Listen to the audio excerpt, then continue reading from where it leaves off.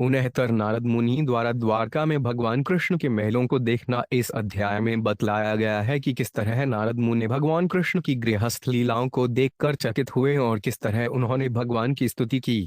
नरकासुर को मारने के बाद भगवान कृष्ण ने एक साथ 16,000 कुमारियों को ब्याहा और नारद मुनि ने भगवान की इस अद्वितीय पारिवारिक स्थिति में उनके त्रिविध कार्यकलापों का अवलोकन करना चाहा। अतः वे द्वारका गए। नारद मुनि 16,000 महलों में से एक में प्रविष्ट हुए और उन्होंने देखा कि स्वयं रुक्मिणी देवी हजारों दासियों के होते हुए भी श्री कृष्ण की सेवा स्वयं कर रही थीं। जो ही भगवान कृष्ण ने नारद को देखा तो वे अपने बिस्तर से उठ खड़े हुए, उन्हें प्रणाम किया और तब उन्हें अपने आसन पर बैठाया। तब भगवान ने नारद के पांव पखारे और उस जल को अपने सिर के ऊपर छिड़का। भगवान का आचरण इतना आदर्शात्मक था। भगवान से थोड़ी देर बातें करने के बाद नारद उनके एक अन्य महल में गए जहां उन्होंने श्री कृष्ण को उनकी रानी तथा उद्धव के साथ चौसर खेलते देखा। वहां से दूसरे महल में जाकर देखा कि भगवान कृष्ण अपने छोटे से शिशुओं को दुलार रहे थे। जब वे एक अन्य महल में गए तो उन्हें स्नान के लिए जाते देखा। उससे आगे वाले में यज्ञ करते, फिर उससे भी आगे वाले में ब्राह्मणों को भोजन कराते और अन्य महल में ब्राह्मणों का जूठन खाते देखा।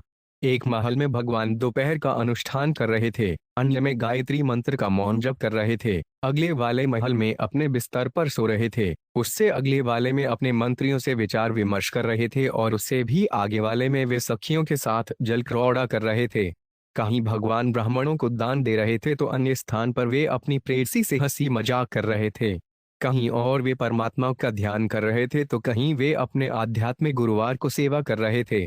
कहीं वे अपने पुत्र पुत्रियों के विवाह की व्यवस्था कर रहे थे तो अन्य कहीं वे पशुओं का शिकार करने जा रहे थे।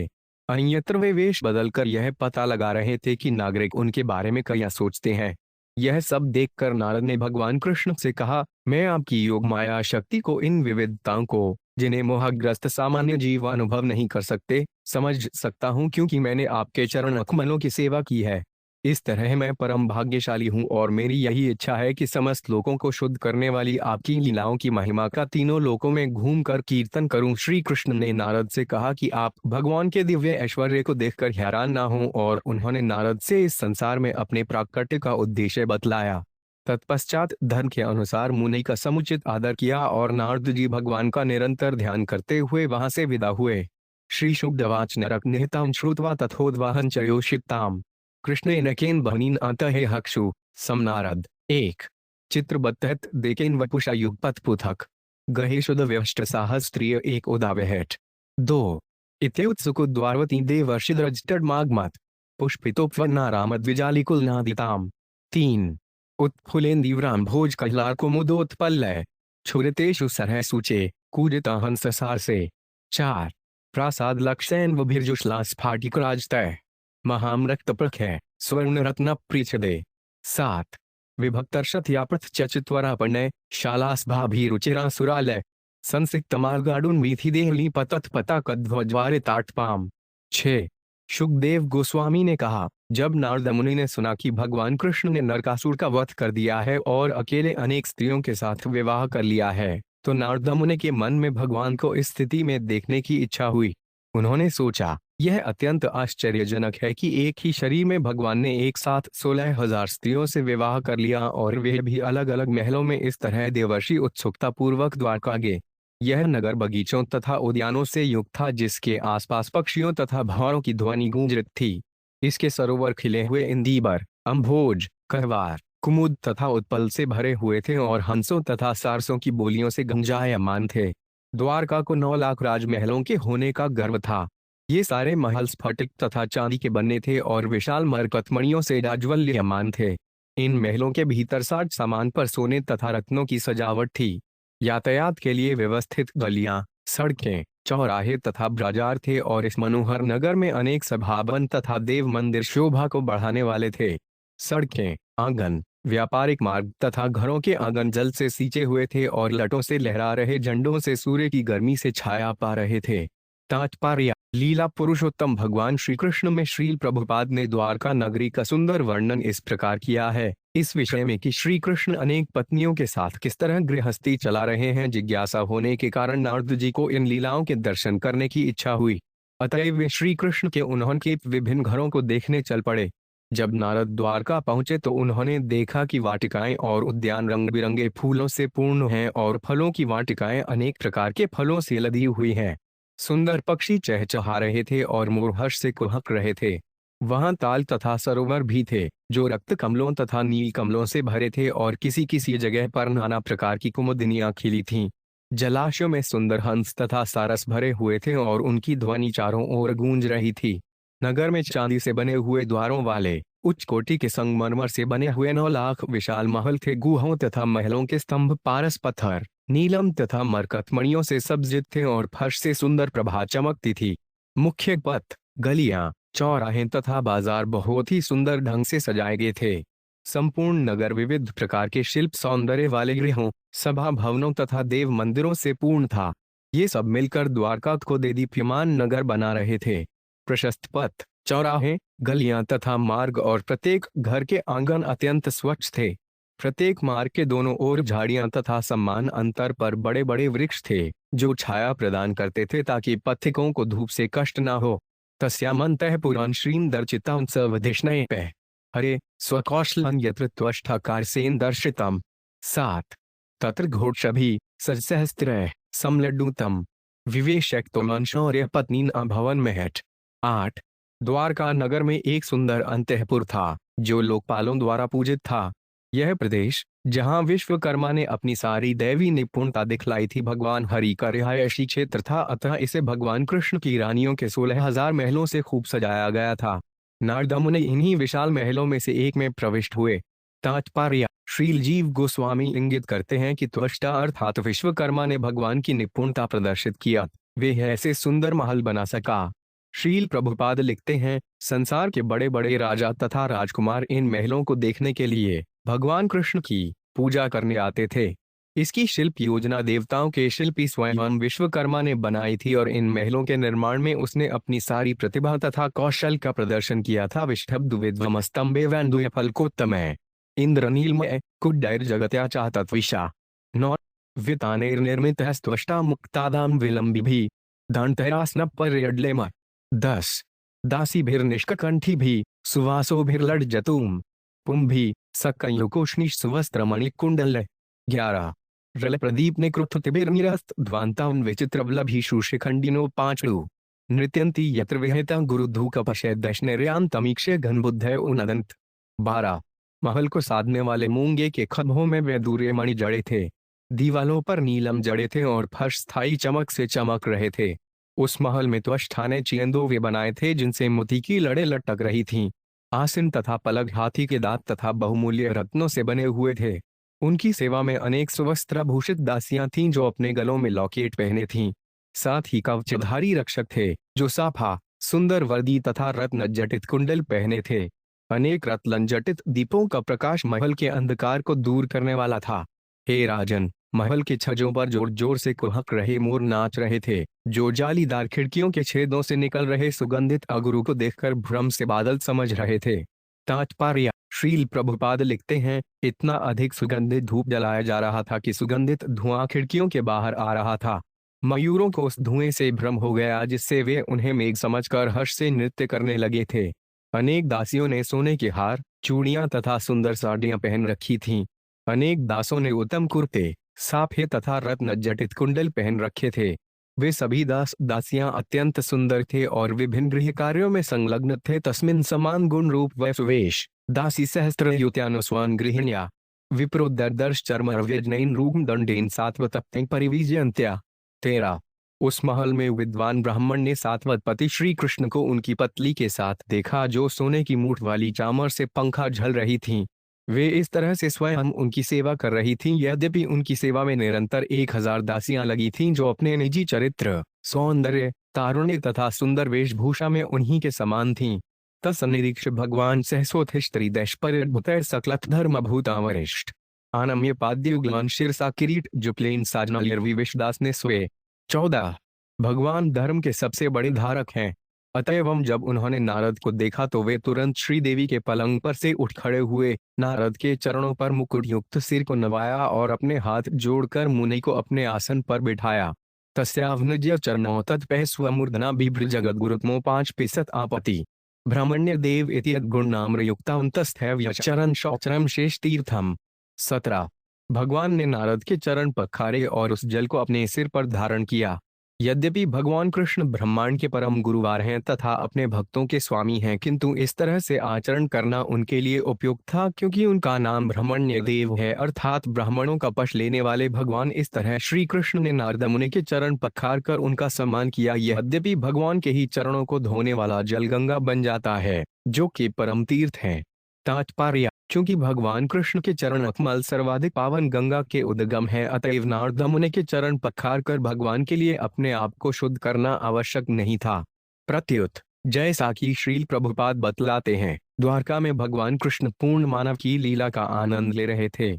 अतएव जब उन्होंने नारद मुनि के चरणों को पखवार कर उस जल को अपने सिर पर धारण किया तो नारद ने आपत्ति नहीं की, क्योंकि वे अच्छी तरह जानते थे कि भगवान ने हर एक को यह शिक्षा देने के लिए ऐसा किया है कि किस तरह संत पुरुषों का आदर किया जाता है। संपूजन देव ऋषिवर ऋषि पुराणो नारायणो नरसखो विधिनोदितेन वाण्याभिभाष्यमित्यामृतमिष्ट्यातां प्रात प्रभो भगवते करवाम हे किम। 16। वैदिक आदेशों के अनुसार देवर्षि की समुचित पूजा करने के बाद नर के मित्र आदि ऋषि नारायण भगवान कृष्ण ने नारद से बातें की और भगवान की नपी तुली वाणी अमृत की तरह मधुर थी। अंत में भगवान ने नारद से पूछा, हे प्रभु एवं स्वामी, हम आपके लिए क्या कर सकते हैं। तात्पर्य: इस श्लोक में नारायणो नरसख्य शब्द सूचित करते हैं कि कृष्ण साक्षात नारायण है, जो ऋषि नर के मित्र रूप में प्रकट हुए थे। दूसरे शब्दों में कृष्ण ऋषि पुराण हैं, अर्थात आदि तथा परम गुरुवार हैं। फिर भी वैदिक आदेशों का पालन करते हुए विधिनोदितेन कि क्षत्रिय को ब्राह्मणों की पूजा करनी चाहिए, भगवान कृष्ण ने हर्षपूर्वक अपने शुद्ध भक्त नारद मुनि की पूजा की। श्री नारद उदाच नैवाहूतां त्वथि विभुड्रे बिलोकनाथ मैत्री जनेषु सकलेशुदम खल्ला नाम निःश्रेयसाय हि जगत स्थिति रक्षणाभ्यस्वैरावतार उर्गाय विदाम सुष्ठु। 17। श्री नारद ने कहा, हे सर्वशक्तिमान, इसमें कोई आश्चर्य की बात नहीं है कि समस्त जगतों के शासक आप सारे लोगों से मित्रता प्रदर्शित करते हुए भी दुष्टों का दमन करते हैं।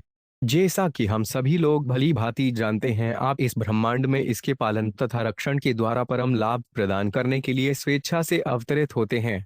तात्पर्य: जैसा कि श्री विश्वनाथ चक्रवर्ती इंगित करते हैं, वस्तुत सारे जीव भगवान के दास हैं। उन्होंने व्याख्या के लिए पद्म पुराण का निम्नलिखित श्लोक उद्धृत किया है: अकारेणोच्यते विष्णु श्रीरोकारेण कथ्यते मकारस्तु तवोर्दास पंचविश प्रकीर्तित। 3 और मंत्र में डॉलर अक्षर भगवान विष्णु का सूचक है और उद्देवी श्री का तथा म उनके दास का सूचक है, जो 25वां तत्व है। 25वां तत्व जीव है। प्रत्येक जीव ईश्वर का दास है और ईश्वर हर जीव के असली मित्र हैं। इस तरह जब भगवान जरासंध जैसे दुष्ट व्यक्तियों को दंडित भी करते हैं तो वे दंड एक तरह से मित्रता जैसा होता है, क्योंकि भगवान द्वारा दिया जाने वाला दंड तथा उनका आशीर्वाद दोनों ही जीव के लाभ हेतु है। पृष्ठे तवाइदग्रीयुगमंडंताप वर्ग बहादिभिहंदि विचिन्त्यम गाद्बोधे संसार कूपतटोत्तरणावलंबंध्यायनश्चरामनुगृहाण यथा स्मृति स्थातु। 18। अब मैंने आपके उन चरणों के दर्शन किए हैं जो आपके भक्तों को मोक्ष प्रदान करते हैं तथा जिन्हें ब्रह्मा तथा अन्य अथाह बुद्धि वाले महापुरुष भी केवल अपने हृदयों में ध्यान कर सकते हैं, किंतु जो भवकूप में गिर चुके हैं वे उद्धार हेतु जिनकी शरण ग्रहण करते हैं। आप मुझ पर कृपालु हों, जिससे विचरण करते हुए मैं निरंतर आपका स्मरण कर सकूं। कृपा करके मुझे शक्ति दे कि मैं आपका स्मरण कर सकूं। तात्पर्य: भगवान कृष्ण ने नारद मुनि से पूछा था, हम आपके लिए क्या कर सकते हैं दो। और यहाँ नारद उत्तर दे रहे हैं। नारद मुनि भगवान कृष्ण के शुद्ध भक्त हैं, उनकी प्रार्थना दिव्य है। तत्व 5 यदा विशद गेहन कृष्ण पत्या सनार्दय योगेश्वरेश्वर स्थान योग माया विवित्सया। 19। हे राजन, तब नारद ने भगवान कृष्ण की दूसरी पत्नी के महल में प्रवेश किया। वे योगेश्वरों के ईश्वर की आध्यात्मिक शक्ति देखने के लिए उत्सुक थे। दिव्यंतमक्षस्तत्र प्रिया चोदव्यंच पूजितः परया भक्त्या प्रत्युत्थानासनादिभिः। 20। पुलिष्ठस्लाविदुदेवा सौकदाया तो भवान्यति क्रियते किन्नु पूर्णानां पूर्णरसमदादिभिः। 21। अथापि बुहिनो बहांजन में तक्षोभमान कुरु सतु विस्मित उत्धाय तूष्णीमयुद्गाद्गुहम्। 22। वहां उन्होंने भगवान को अपनी प्रिया तथा अपने मित्र उद्धव के साथ चौसर खेलते देखा। भगवान कृष्ण ने खड़े होकर और उन्हें आसन देकर नारद जी की पूजा की और तब उनसे इस तरह पूछा मानो वे कुछ जानते ही नहीं हो। आप कब आए? हम जैसे अपूर्ण व्यक्ति आप जैसे पूर्ण व्यक्तियों के लिए क्या कर सकते हैं? हे ब्राह्मण, जैसा भी हो, कृपा करके मेरे जीवन को शुभ बना दे। ऐसा कहे जाने पर नारद चकित हो गए। वे चुपचाप खड़े रहे और अन्य महल में चले गए। तात्पर्य: भगवान श्री कृष्ण में श्रील प्रभुपाद बतलाते हैं कि जब नारद दूसरे महल में आए तो कृष्ण ने ऐसा अभिनय किया मानो रुक्मिणी के महल में जो कुछ हुआ था उसे वे जानते ही नहीं हो। नारद समझ गए कि कृष्ण एक ही समय दोनों महलों में उपस्थित थे और विभिन्न कार्य कर रहे थे, अतः वे भगवान के कार्यों पर अत्यधिक आश्चर्य करके चुपचाप उस महल से चलते बने। तत्प्राप्य गोविंदन लाल्यंतां सुतान शिशून तत् पांच अस्मिन् गृहे पश्यन् मजनाय कृतोद्यमम्। तेज इस बार नारद जी ने देखा कि भगवान कृष्ण अपने छोटे छोटे बच्चों को वत्सल पिता की तरह दुलार रहे थे। वहां से वे अन्य महल में गए और उन्होंने देखा कि भगवान कृष्ण स्नान करने के लिए तैयारी कर रहे हैं। तात्पर्य: उपर्युक्त भावार्थ श्रील प्रभुपाद कृत भगवान श्री कृष्ण से लिया गया है। श्रील विश्वनाथ चक्रवर्ती टीका करते हैं कि नारद प्राय जितने महलों में गए भगवान कृष्ण ने वहां वहां उनकी पूजा को और सम्मान प्रदान किया। जुहंताउन चर्वितानाग्नि जनताउन पर्णभिर्मस्ख्य भोजनताउन द्विजान्वापि भुज्ञानमवशेषितम। 24 एक स्थान पर भगवान अग्नियों में आहुतियां डाल रहे थे, दूसरे में 5 महायज्ञों द्वारा पूजा कर रहे थे, अन्यत्र वे ब्राह्मणों को भोजन करा रहे थे तो कहीं पर ब्राह्मणों के द्वारा छोड़े गए भोजन को खा रहे थे। तात्पर्य: पंच महायज्ञों की परिभाषा इस प्रकार है। पाठो होगश्व चातिथीन आसा पर्यातर्पण बलि। वेद पाठ: यज्ञ भग्नि में आहुति डालना, अतिथियों की सेवा, पूर्वजों को बलि देना तथा सामान्य जीवों को अपने भोजन में से एक भाग देना। श्रील प्रभुपाद ने इन यज्ञों के बारे में निम्नलिखित टीका की है। अन्य महल में श्री कृष्ण गृहस्थों के लिए आवश्यक पंचयज्ञ नामक यज्ञ करते हुए पाए गए। इस यज्ञ को पंचसूना के नाम से भी जाना जाता है। ज्ञात अथवा अज्ञात रूप से प्रत्येक व्यक्ति, विशेष रूप से गृहस्थ, 5 प्रकार के पाप कर्म करता है। जब हम घड़े से जल लेते हैं तो हम उसमें रहने वाले अनेक कीटाणुओं का वध करते हैं। उसी तरह जब हम चक्की चलाते हैं अथवा भोजन करते हैं तो हम अनेक कीटाणुओं का वध करते हैं। झाड़ लगाते समय अथवा आग जलाते समय भी हम अनेक कीटाणुओं का वध करते हैं। जब हम सड़क पर चलते हैं तो हम अनेक चींटियों तथा अन्य कीड़ों मकोड़ों का वध कर जाते हैं। चेतन अथवा अचेतन अवस्था में हम समस्त विभिन्न गतिविधियों में हत्या करते हैं।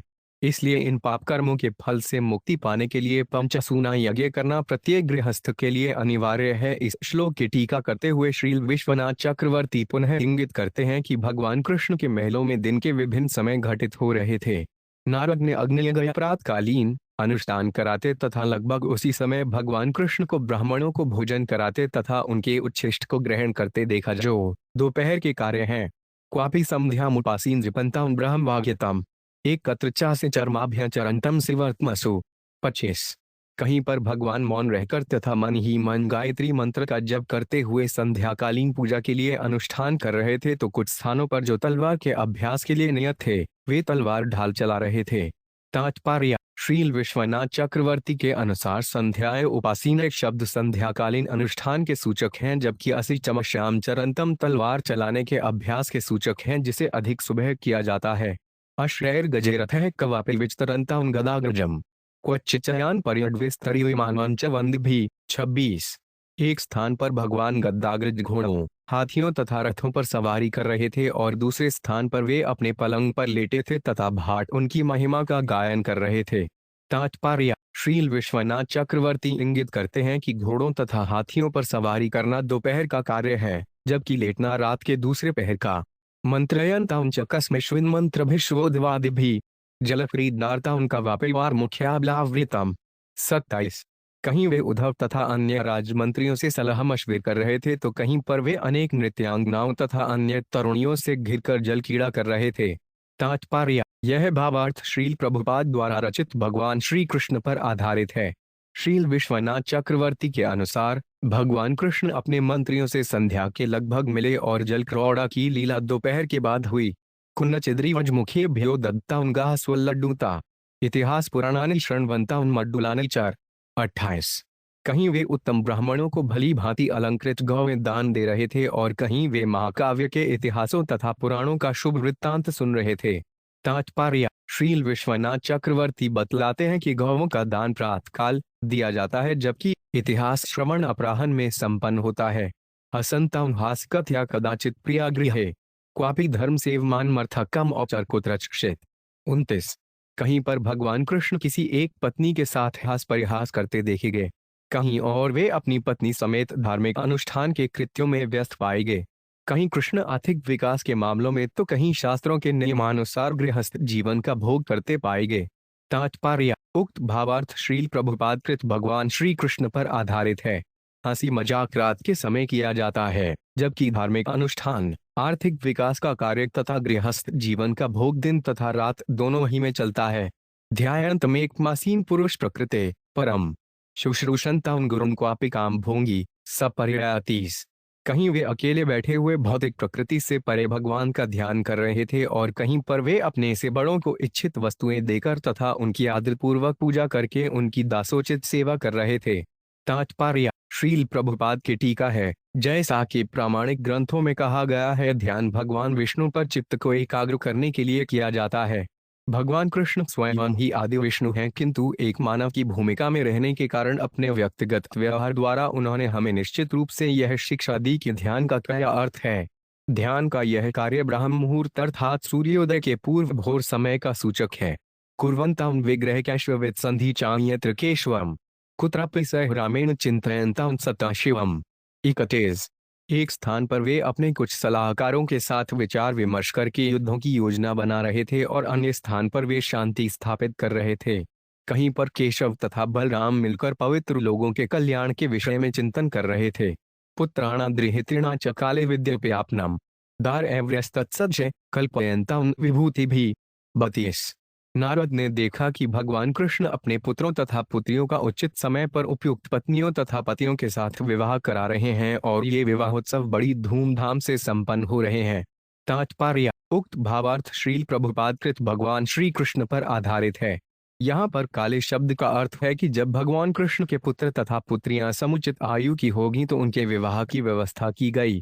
प्रस्थापनोपयन नृपत्यान महोत्सवान वीक्ष्य योगेश्वरेशस्य येषां लोका विस्मरे। 33। नारद ने देखा कि किस तरह समस्त योगेश्वरों के स्वामी श्री कृष्ण ने अपनी पुत्रियों तथा दामादों की विदाई की तथा पुनः महोत्सवों के अवसरों पर उनका घर में स्वागत करने की व्यवस्था की। सारे नागरिक इन उत्सवों को देखकर विस्मित थे। यजन्तां सकलान् देवान् वापि क्रतुभिरूर्जितैः पूटयन्तां क्वचित् धर्मकूर परामठादिभिः। 34। कहीं पर वे विस्तृत यज्ञों द्वारा देवताओं को पूज रहे थे और कहीं वे जन कल्याण कार्य यथाक्रम जनवरी उद्यान तथा मठ बनवाकर अपना धार्मिक कर्तव्य पूरा कर रहे थे। चरन्तां मृग्या क्वापि हयमारोहाय सैन्थवम घुनन्तां तत्र पशून् में ध्यान परितां न्यदुपुडुः। 37। अन्य स्थान पर वे आखेट पर गए थे। वे अपने सिंधी घोड़े पर सवार होकर तथा अत्यंत वीर यदुओं के संग यज्ञ में बलि के निमित्त पशुओं का वध कर रहे थे। तात्पर्य: श्रील प्रभुपाद की टीका है। वैदिक नियमों के अनुसार क्षत्रियों को वन में शांति बनाए रखने के लिए अथवा यज्ञ में बलि देने के लिए कतिपय अवसरों पर निर्दिष्ट पशुओं का शिकार करने की अनुमति थी। क्षत्रियों को वध करने की इस कला का अभ्यास करने की छूट है, क्योंकि उन्हें समाज में शांति बनाए रखने के लिए अपने शत्रुओं का निर्ममतापूर्वक वध करना होता है। अव्यक्तलीन प्रकृतेष्वंत पुरगृहादिषु क्वचिचरन्तां योगेश्वंत तदाव बुभुत्सया। 36। कहीं योगेश्वर कृष्ण वेश बदलकर मंत्रियों तथा अन्य नागरिकों के घरों में यह जानने के लिए कि उनमें से हर कोई क्या सोच रहा है, इधर उधर घूम रहे थे। तात्पर्य: यद्यपि भगवान कृष्ण सर्वज्ञ हैं, किंतु राजा की भांति लीला करते हुए कभी कभी वेश बदलकर अपने राज्य की आवश्यक जानकारी प्राप्त करने के लिए विचरण करते थे। अथोवाचन ऋषिकेशान्नार्दयप्रहसनेव योग मायोद्यन वीक्षे मानुषीमीयुषो गतिम। 37। इस प्रकार भगवान की योग माया का यह दृश्य देखकर नारद मुस्काए और तब उन्होंने भगवान ऋषिकेश को संबोधित किया, जो मनुष्य का आचरण कर रहे थे। तात्पर्य: श्रील विश्वनाथ चक्रवर्ती के अनुसार नारद मुनि भगवान की सर्वज्ञता को पूरी तरह समझते थे। अतः जब उन्होंने भगवान को वेश बदलकर अपने मंत्रियों के भाव जानने का प्रयत्न करते देखा तो नारद अपनी हंसी रोक न सके, किंतु भगवान के परम पद का स्मरण करते हुए उन्होंने अपनी हंसी को कुछ रोक लिया। विदाम योग मायास्ते दुर्दशा अपि माई नाम योगेश्वरात्मनिर्भाता भवत पयाद निषेव्या। 38। नारद ने कहा, हे परमात्मा, हे योगेश्वर, अब हम आपकी योग शक्तियों को समझ सके हैं, जिन्हें बड़े बड़े योगी भी मुश्किल से समझ पाते हैं।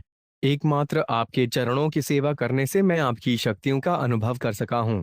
तात्पर्य: आचार्यों के अनुसार यह श्लोक इंगित करता है कि ब्रह्मा तथा शिव जैसे बड़े बड़े योगी भी भगवान की योग शक्ति को पूरी तरह समझ नहीं पाते। अनुजानी ही मां देवलोकांस्ते यश सप्लुतान पर्यटामित्वोद्गायन लीला भुवन पावनी। 39। हे प्रभु, मुझे जाने की आज्ञा दें। मैं उन लोकों में, जो आपके यश से आप्लावित हैं, ब्रह्मांड को पवित्र करने वाली आपकी लीलाओं का जोर जोर से गायन करते हुए विचरण करूंगा। तात्पर्य: नारद मुनि तक भगवान कृष्ण की मानव रूप में की जा रही आश्चर्यमयी लीलाओं को देखकर मोहित थे। अतएव वे अनुजानी हिमाद देव शब्दों के द्वारा अपने पर्यटन तथा प्रचार के सामान्य उन्होंने कार्य में वापस जाने को अनुमति चाहते हैं। जो कुछ उन्होंने देखा था उससे प्रोत्साहित होकर वे भगवान श्री कृष्ण के यश का दूर दूर तक प्रचार करना चाह रहे थे। श्री भगवान वाच ब्रहांधन से वक्ता करता तदनुमोदिता तच्छिक्षयन लोक स्थित पुत्र माखिदय। 40। भगवान ने कहा, हे ब्राह्मण, मैं धर्म का उपदेशक, उसका कर्ता तथा अनुमोदन करता हूँ। हे पुत्र, मैं जगत को शिक्षा देने के लिए धर्म का पालन करता हूँ, अतएव तुम विषलुब्ध मत होना। तात्पर्य: श्रील जीव गोस्वामी बतलाते हैं कि भगवान कृष्ण नारद के उस आकुलता को दूर करना चाहते थे जिसे उन्होंने भगवान कृष्ण द्वारा देवताओं की तथा स्वयं को पूजा करते देखकर अनुभव किया था। श्रील विश्वनाथ चक्रवर्ती कृष्ण के भावों की निम्नलिखित व्याख्या देते हैं, जैसा कि मैंने भगवद गीता में कहा है, यद यदाचरति श्रेष्ठस्तत देवेत्री जन। महापुरुष जो भी करता है सामान्य जन उसी का अनुसरण करते हैं। इसीलिए मैंने धर्म के नियमों का विस्तार करने के लिए ही आज आपके चरण पखारे हैं। भूतकाल में अभी मैंने धर्म के नियमों का सीधे उपदेश देने की लीला प्रारंभ नहीं की थी कि तुमने मेरे द्वारा केशी असुर के मारे जाने पर मेरी स्तुति की थी, किंतु मैं तुम्हारी विस्तृत स्तुतियों तथा यशोगान को केवल सुनता रहा और तुम्हारा सम्मान नहीं किया। इसे स्मरण करके केवल विचार करो। तुम मेरे द्वारा आज अपने चरण पखारे जाने और चरणोदक को स्वीकार करने की अनुमति देने को अपराध न मानो। जिस तरह बालक अपने पिता की गोद में बैठे हुए अपने पांव छुआकर पिता का अपमान नहीं करता, उसी तरह हे पुत्र, तुम भी समझो कि तुमने कोई अपराध नहीं किया। श्री शुकवाच इत्यत्रंतां सधर्माण्याम्नान गृहमेधिनाम तमेव सर्वज्ञेषु संतमेक ददर्श। 41। शुकदेव गोस्वामी ने कहा, इस प्रकार नारद ने हर महल में भगवान को एक ही स्वरूप में गृह कार्यों में व्यस्त रहने वालों को शुद्ध करने वाले दिव्य धार्मिक नियमों को संपन्न करते देखा। तात्पर्य: इस श्लोक में शुकदेव गोस्वामी उसी को दोहराते हैं जो स्वयं भगवान ने बतलाया है।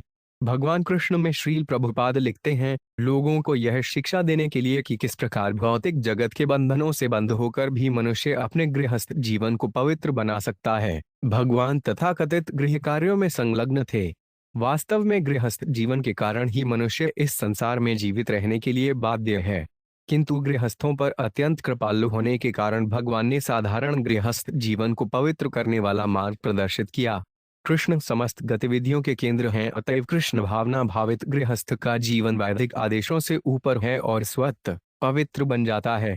जैसा कि इस अध्याय के श्लोक 2 में कहा गया है, भगवान द्वारा अनेक महलों में एक ही आध्यात्मिक स्वरूप एक इंक्यूशा द्वारा सारे कार्य संपन्न हो रहे थे, जो एक साथ अनेक स्थानों में दिख रहे थे। नारद को यह दृश्य इसलिए प्रकट कराया गया क्योंकि वे इसे देखना चाहते थे और भगवान उन्हें दिखाना चाहते थे। श्रील विश्वनाथ चक्रवर्ती इंगित करते हैं कि द्वारका के अन्यवासी नगर के उसी भाग में कृष्ण को देख सकते थे जहां वे रह रहे थे, अन्य स्थानों पर नहीं, भले ही वे किसी काम से वहां गए हों। इस तरह भगवान ने अपने प्रिय भक्त नारद मुनि को अपनी लीलाओं की विशेष झांक की दिखलाई। कृष्ण स्थानंतवीर सहयोग माया महोद्यम मुहूर्दधा ऋषिर्भूत विस्मितो जात कौतुकैः। 42। असीम शक्ति वाले भगवान कृष्ण के विस्तृत योग प्रदर्शन को बारंबार देख लेने के बाद ऋषि चकित एवं आश्चर्य से पूरित हो गए। इत्यर्थ काम धर्मेषु कृष्णेन श्रद्धितात्मना सम्यक सभाजित प्रीतस्तमेव अनुस्मरणीय। 43। भगवान कृष्ण ने नारद का अत्यधिक सम्मान किया और उन्हें श्रद्धापूर्वक आर्थिक समृद्धि, इंद्रिय तृप्ति तथा धार्मिक कर्तव्यों से संबंधित उपहार भेंट किए। इस तरह ऋषि पूरी तरह तुष्ट होकर अन्वतर भगवान का स्मरण करते हुए वहां से चले गए। तात्पर्य: जैसा कि श्रील प्रभुपाद ने भगवान श्री कृष्ण में इंगित किया है, अर्थ काम धर्मेषु वाक्य सूचित करता है कि कृष्ण उस सामान्य गृहस्थ की तरह आचरण कर रहे थे जो आर्थिक विकास, इंद्रिय तृष्टि तथा धार्मिक कार्यों में अत्यधिक रुचि रखता है। नारद भगवान के उद्देश्य को समझ सके और वे श्री कृष्ण के आदर्श आचरण से अतीव प्रसन्न हो गए। इस तरह शुद्ध कृष्ण भावनामृत से परिबुद्ध होकर वे वहां से चले गए। एवं मनुष्य पदवी वर्तमानो नारायणो पांच खिल भवाय गुरहित शक्ति रीमेदंड घोष सहस्त्र नाना सवीड सौहद निरीक्षण हास जुष्ट 44। इस तरह भगवान नारायण ने सभी जीवों के लाभ हेतु अपनी देवी शक्तियों को प्रकट करके सामान्य मनुष्यों की चाल ढाल का अनुकरण किया। हे राजन, इस प्रकार उन्होंने अपनी उन 16,000 वरिष्ठ प्रेयसियों के साथ रमण किया जो अपनी लजीली स्नेहमयी चितवनों तथा मुस्कान से भगवान की सेवा करती थीं। यानी विश्वविल्योधवृत्य हेतु कर्माण्य नय विषयाणि हरीशकार यस्तुड गायति श्रेणोतेनुमोदते वा भक्तिर्भवेद् भगवती हा स्वर्ग मार्गे। 47। भगवान हरि ही ब्रह्मांड की सृष्टि, पालन तथा संहार के चरम कारण है। हे राजन, जो भी उनके द्वारा इस संसार में संपन्न अद्वितीय कार्यों के विषय में कीर्तन करता है, सुनता है या केवल प्रशंसा करता है, जिनका अनुकरण करना असंभव है, वे अवश्य ही मोक्ष के प्रदाता भगवान के प्रति भक्ति उत्पन्न कर लेगा। तात्पर्य: श्रील विश्वनाथ चक्रवर्ती ने अनय विषयाणी शब्द के अनेक अर्थ दिए हैं। यह शब्द सूचित करता है कि भगवान ने द्वारका में ऐसे कार्य संपन्न किए जो उनके स्वांशों के लिए भी असामान्य थे, दूसरों का तो कहना ही क्या। अथवा इसका अर्थ यह भी हो सकता है कि भगवान ने ये कार्यकलाप अपने शुद्ध अनन्य भक्तों के हेतु संपन्न किए। कुछ भी हो, जो भी इन लीलाओं के विषय में सुनता सुनाता है, वह अवश्य ही कृष्ण भावनामृत में लग जाएगा। जैसा कि श्रील प्रभुपाद लिखते हैं, निश्चय ही उसे मुक्ति पथ को पार करने में तथा भगवान के चरण कमलों के अमृत का आस्वादन करने में आसानी होगी। श्रील प्रभुपाद यह भी इंगित करते हैं कि अनुमोदते शब्द यहाँ पर इस बात का सूचक है कि जो कृष्ण भावनामृत आंदोलन के प्रचारक का अनुमोदन करता है, वे भी यहाँ पर उल्लिखित लाभ प्राप्त करेगा। इस प्रकार श्रीमद् भागवत के 10वें स्कंद के अंतर्गत नारद मुनि द्वारा द्वारका में भगवान कृष्ण के महलों को देखना नामक 69वें अध्याय का श्रील भक्ति वेदांत स्वामी प्रभुपाद के विनीत सेवकों द्वारा रचित तात्पर्य पूर्ण हुए।